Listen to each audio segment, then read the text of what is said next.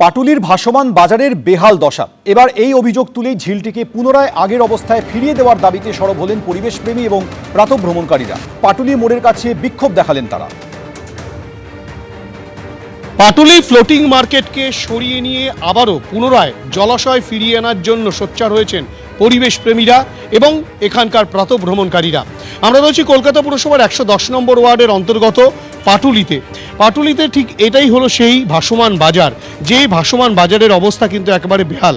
Camera person Abhijit দত্তকে বলবো সেই ছবি দেখাতে, যেখানে দেখা যাচ্ছে যে এই ভাসমান বাজারটা তৈরি করা হয়েছিল যে লোহার যে বিম, সেই লোহার বিমের উপরে স্থায়ীভাবে নৌকা বসানো রয়েছে কাঠের, কিন্তু সেই কাঠের নৌকাগুলো একেবারে ভাঙাচোরা অবস্থায় রয়েছে এবং স্বাভাবিকভাবেই এখানকার ক্রেতারা তারা কিন্তু এই বাজারে আসতে ভয় পান এবং বিক্রেতারা তারাও কিন্তু রীতিমতো আতঙ্কের মধ্যে থাকেন এবং ক্রয় বিক্রয় প্রায় এক প্রকার নেই বললেই চলে। কিন্তু তার মধ্যেও এই যে ফ্লোটিং মার্কেট বা ভাসমান বাজার, সেই ভাসমান বাজার কিন্তু একেবারে বেহাল অবস্থায় রয়েছে এবং নিচের যে জল, সেই জল কিন্তু একেবারে স্থির অবস্থায় রয়েছে। এই জল কিন্তু কোনো রকমভাবেই নিষ্কাশন করা হয় না, স্বাভাবিকভাবেই জলের ওপরে এভাবেই কচুরিপানা জমে গিয়েছে। স্বাভাবিকভাবেই পরিবেশপ্রেমীরা তারা যেটা স্পষ্টত অভিযোগ করছেন, এলাকার বাসিন্দারা অভিযোগ করছেন যে এই ফ্লোটিং মার্কেট আদতে কোনো রকমভাবে জল এখানে প্রবাহিত হয় না, জল স্থির অবস্থায় থাকে এবং এখানে ক্রেতা বিক্রেতারা রীতিমতো আতঙ্কের মধ্যে থাকেন। সেই কারণে তারা চাইছেন যে পরিবেশের ভারসাম্য বজায় রাখার জন্য আবারও পূর্বাবস্থায় ফিরিয়ে নিয়ে আসা হোক এই জলাশয়কে।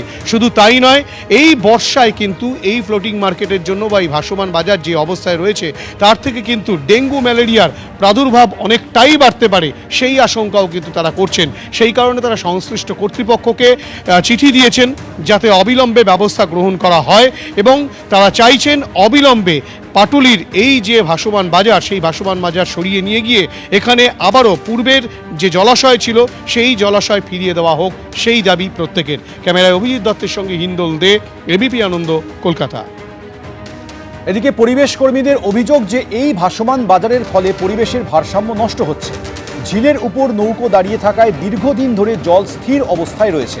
এই পরিস্থিতিতে বর্ষা এলে জমা জলে ডেঙ্গু ম্যালেরিয়ার মতো মশা জন্মাতে পারে।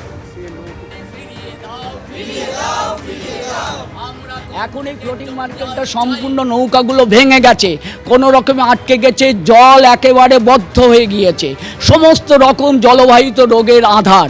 এখানে আপনি দেখতে পাবেন পরিসংখ্যান যায় না কত ডেঙ্গু ম্যালেরিয়া চারিদিকে ছড়িয়ে গেছে।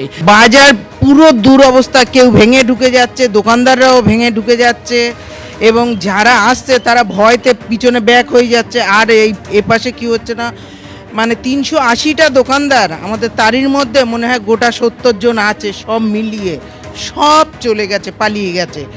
আর পরিবেশপ্রেমী এবং প্রাতঃভ্রমণকারীদের এই অভিযোগের প্রেক্ষিতে মেয়রের কাছে বিষয়টি জানানো হবে বলে জানিয়েছেন এলাকার তৃণমূল কাউন্সিলর।